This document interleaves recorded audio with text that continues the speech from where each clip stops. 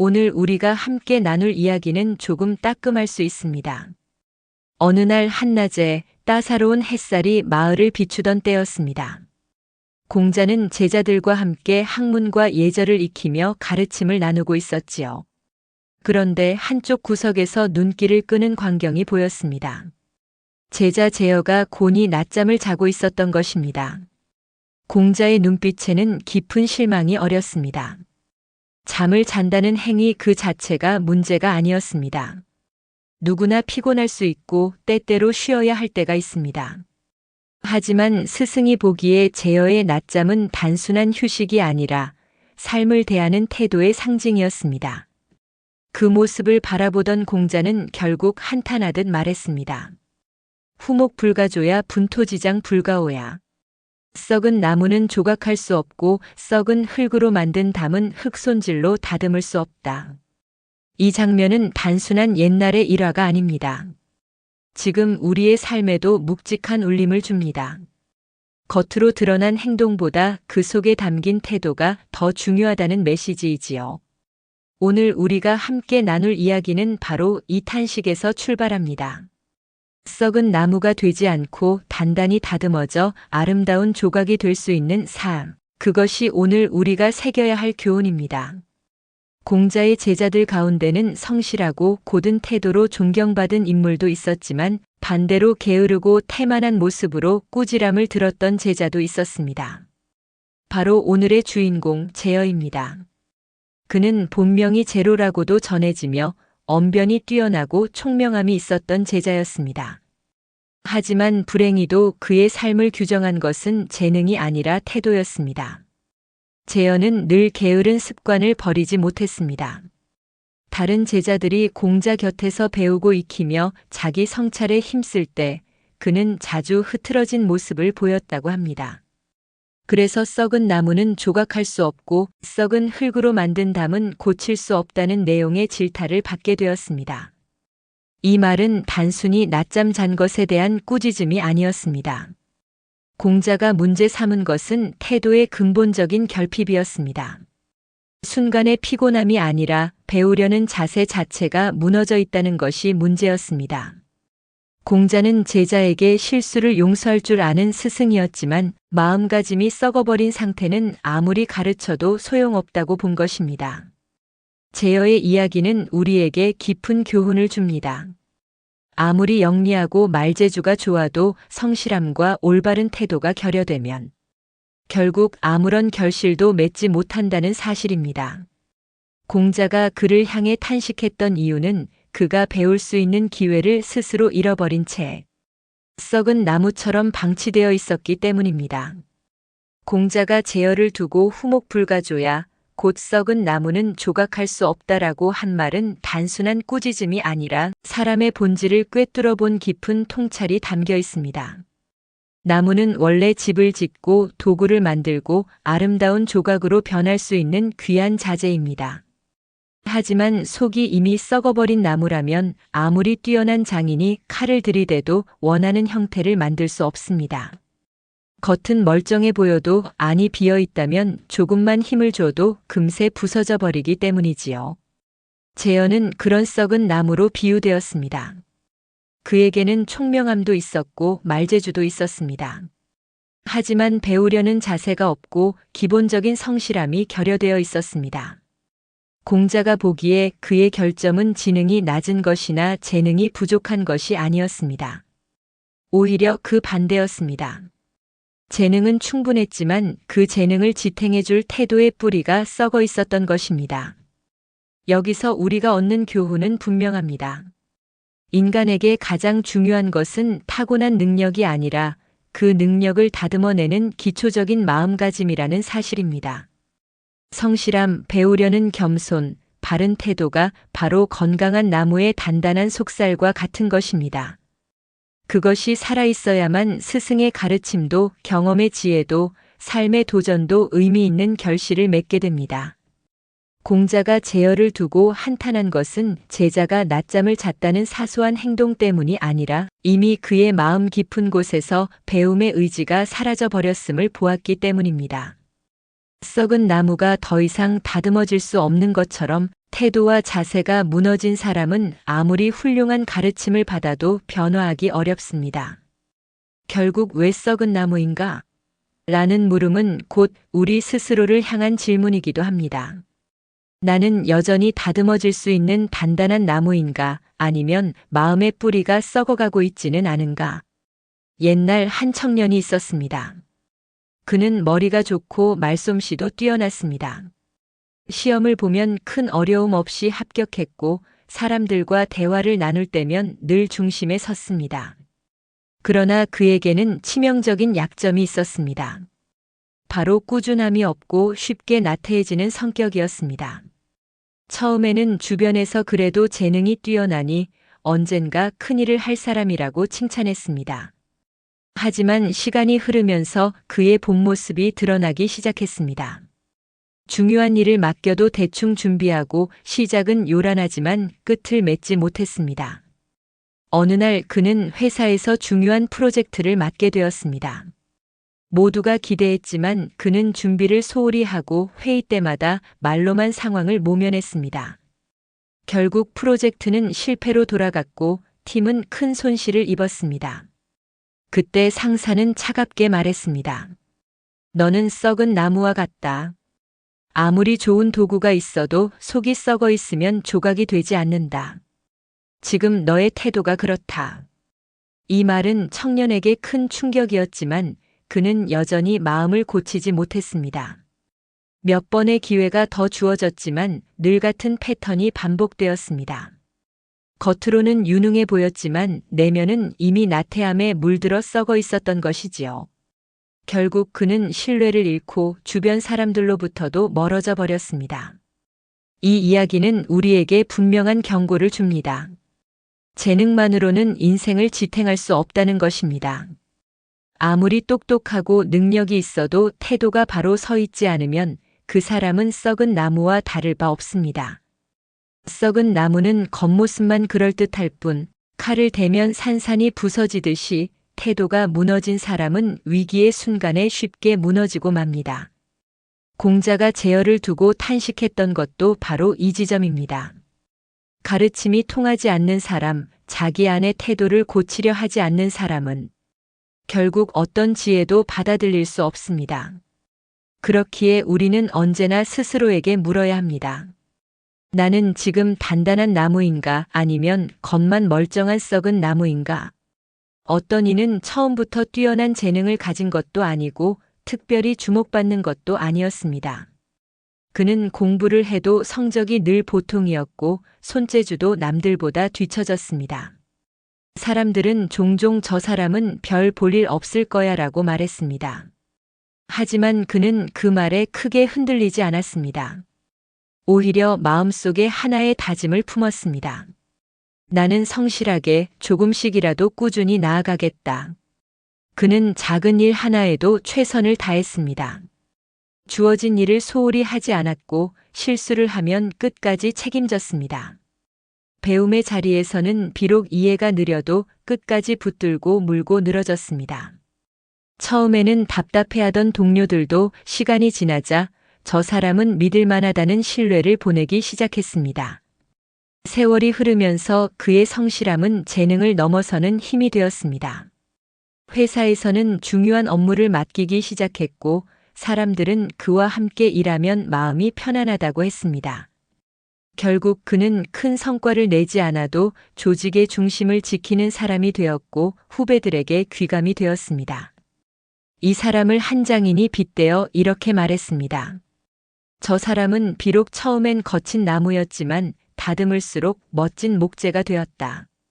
나무는 원래 거칠고 투박하게 자라납니다. 하지만 올바른 손길과 정성스러운 조각이 더해지면 단단하고 아름다운 작품으로 변합니다. 사람도 마찬가지입니다. 처음부터 빛나는 재능이 없어도 다듬어지려는 마음과 성실하게 자신을 맡기는 자세가 있다면 누구든지 아름답게 변화할 수 있습니다. 공자가 제어를 보며 안타까워했던 것은 바로 이런 가능성을 스스로 버리고 있는 태도였습니다. 하지만 성실한 사람은 비록 늦더라도 끝내 아름다운 결실을 맺습니다. 썩은 나무가 아니라 다듬어질 수 있는 나무가 되려는 마음, 그것이 인생을 결정짓는 힘입니다. 공자가 제어를 꾸짖으며 남긴 말은 단순히 옛 제자 한 사람에게만 해당되는 이야기가 아닙니다. 오늘을 살아가는 우리 세대에게도 날카로운 거울이 됩니다.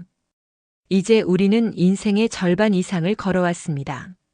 많은 경험을 쌓았고 때로는 성공을 맛보았으며 때로는 실패의 쓴맛도 보았습니다. 그러나 그럼에도 불구하고 여전히 중요한 것은 지금 내가 어떤 마음가짐으로 살아가고 있는가 하는 것입니다. 나이가 들수록 나는 이미 충분히 살았다. 이제 새로 배울 것도 없다라는 체념이 우리 마음을 파고들 때가 있습니다. 하지만 바로 그 순간 우리는 스스로를 썩은 나무로 만들어가는 것일지도 모릅니다. 공자가 한탄했던 것은 제어가 가진 부족함이 아니라 스스로를 다듬으려는 마음을 버린 태도였습니다. 배우려는 의지, 성실하게 살아가려는 자세가 사라지는 순간 사람은 이미 안에서부터 썩어 들어가기 시작합니다. 반대로 지금이라도 마음을 새롭게 한다면 우리는 여전히 다듬어질 수 있는 나무입니다. 은퇴 후 새로운 공부를 시작하는 분들, 봉사활동에 뛰어드는 분들, 늦게라도 악기를 배우거나 글을 쓰며 인생 이막을 열어가는 분들을 보면 알 수 있습니다. 그분들은 나는 아직 썩지 않았다. 나는 여전히 성장할 수 있다라는 믿음을 삶으로 보여줍니다. 우리 세대에게 주는 교훈은 분명합니다. 체념하지 말고 성실과 배움의 태도를 놓치지 말라. 그것이 바로 우리가 공자의 가르침을 오늘의 삶 속에서 되살리는 길입니다. 이제는 경험이 쌓여 단단해진 나무처럼 더욱 깊고 의미 있는 인생을 다듬어 갈 차례입니다. 어느 중년 가장이 있었습니다. 그는 젊은 시절부터 회사 일에 몰두하며 늘 바쁘게 살았습니다. 성실하다는 평가는 있었지만 사실 그는 몸을 돌보지 않았습니다. 늦은 술자리, 무리한 업무, 불규칙한 생활이 쌓여 결국 큰 병이 찾아왔습니다. 병원에서 긴 진단서를 받아들었을 때 그는 망치로 얻어맞은 듯 충격을 받았습니다. 그 순간 그는 깨달았습니다. 내가 이렇게 살아온 것은 성실이 아니라 방치였구나. 처음 몇 달간은 절망에 빠졌습니다. 나는 이제 끝인가? 왜 이런 시련이 나에게 닥쳤을까? 하지만 곁에서 가족이 함께 울어주고 지켜보는 모습을 보며 그는 다시 마음을 다잡기 시작했습니다. 그리고 병상에 누워있는 동안 처음으로 스스로의 삶을 깊이 돌아보게 되었습니다. 나는 무엇을 위해 살아왔는가? 내가 진짜 지켜야 할 것은 무엇인가? 이 질문들은 그의 태도를 완전히 바꿔놓았습니다. 이후 그는 작은 일에도 성실해지려 애썼습니다. 예전에는 대충 넘겼던 아침 운동을 하루도 빼먹지 않았고 가족과의 식사 시간을 귀하게 여기게 되었습니다. 무엇보다 배우려는 마음을 되살려 병상에서도 책을 가까이 두고 하루하루 기록하며 자신을 다듬었습니다. 몸은 약해졌지만 마음은 오히려 강해졌습니다. 그는 훗날 이렇게 고백했습니다. 병이 내 삶을 송두리째 흔들어 놓았지만 동시에 내 태도를 고쳐준 스승이 되었습니다. 나는 한때 썩은 나무처럼 스스로를 방치했지만 지금은 다시 다듬어질 수 있는 나무라는 사실을 알게 되었습니다. 이 이야기는 우리에게 큰 울림을 줍니다. 병은 불행일 수 있지만 그것을 통해 태도를 새롭게 한다면 오히려 삶을 일으키는 계기가 될 수 있다는 사실입니다. 썩은 나무가 될 수도 다시 단단히 다듬어질 수도 있는 선택은 결국 우리 자신에게 달려 있습니다. 공자가 제어를 두고 남긴 말 가운데 또 하나 인상 깊은 비유가 있습니다. 바로 분토지장 불가오야라는 구절입니다. 이는 썩은 흙으로 쌓은 담장은 아무리 겉을 발라 꾸며도 금세 무너진다는 뜻입니다. 담장은 집을 보호하는 울타리 역할을 합니다. 하지만 속이 썩어 있으면 비바람이 조금만 불어도 버티지 못하고 와르르 무너져 내립니다. 겉모습은 멀쩡해 보여도 속이 텅 비어 있으면 오래 가지 못하는 것이지요. 사람도 마찬가지입니다. 겉으로는 번듯하게 보일 수 있습니다. 화려한 직함, 그럴듯한 말솜씨, 남들이 부러워할 만한 외적 조건을 가졌더라도 내면이 썩어 있다면 결국 무너질 수밖에 없습니다. 정직함이 사라지고 성실이 결여되고 책임감이 흔들리는 순간 그 사람의 인생은 담장처럼 조금의 충격에도 무너져 내립니다. 실제로 사회에서 큰 지위를 가진 사람들이 한순간에 추락하는 경우를 보신 적 있을 겁니다. 겉은 화려했지만 속은 이미 무너져 있었기 때문입니다. 거짓과 탐욕으로 쌓아 올린 인생은 언젠가 폭로되고 작은 사건 하나에도 무너지는 경우가 많습니다. 이것이 바로 썩은 담장은 버틸 수 없다는 가르침의 현실적 의미입니다. 반대로 평범해 보이더라도 속이 단단한 담장은 쉽게 무너지지 않습니다. 크고 화려하지 않아도 매일 쌓아온 정직함과 성실함이 그 사람을 지탱해 줍니다. 위기가 와도 중심을 잡을 수 있는 것은 겉모습이 아니라 내면의 단단함입니다. 공자가 이 비유를 통해 우리에게 전하는 메시지는 분명합니다. 겉을 꾸미는데 힘쓰지 말고 내면을 단단히 다져라. 썩은 담장은 언젠가 무너질 수밖에 없지만 속이 단단한 담장은 어떠한 바람에도 꿋꿋이 서 있을 수 있습니다. 결국 인생에서 중요한 것은 보여지는 외형이 아니라 보이지 않는 내면의 힘이라는 사실을 잊지 말아야 합니다. 공자가 말한 썩은 담장의 비유는 오늘날에도 여전히 생생하게 다가옵니다. 현대 사회에서 겉으로는 화려해 보이지만 속은 이미 부패해 있는 모습들이 너무나 많기 때문입니다. 우리는 뉴스를 통해 종종 큰 기업의 비리 사건이나 사회 지도층 인사의 추락을 접합니다. 평소에는 존경받고 신뢰받던 사람이 어느 날 갑자기 추문에 휩싸이고 결국 그동안 쌓아 올린 모든 것을 잃는 경우가 있습니다. 겉으로는 잘 다듬어진 담장처럼 보였지만 속은 이미 썩어 있었던 것입니다. 정직하지 못한 선택, 작은 유혹 앞에서의 방심, 눈앞의 이익만을 좇는 태도가 시간이 지나며 내면을 허물어뜨린 것이지요. 또한 현대 사회는 외형을 꾸미는 데 집중하는 경향이 강합니다. 화려한 경력, 세련된 이미지를 쌓는 데 많은 힘을 씁니다. 그러나 내면의 인격과 태도가 뒷받침되지 않으면 그것은 모래 위에 지은 집과 같습니다. 겉으로는 번듯해 보이지만 위기가 닥치면 속수무책으로 무너지고 맙니다. 반면 이름은 널리 알려지지 않았어도 정직과 성실로 삶을 쌓아온 사람들은 어떠한 어려움이 닥쳐도 쉽게 흔들리지 않습니다. 작은 가게를 운영하는 주인, 묵묵히 가족을 돌보는 부모, 화려하진 않지만 책임을 다하는 직장인. 이들은 겉으로는 화려하지 않아도 속이 단단하기에 삶의 무게를 끝까지 버텨냅니다.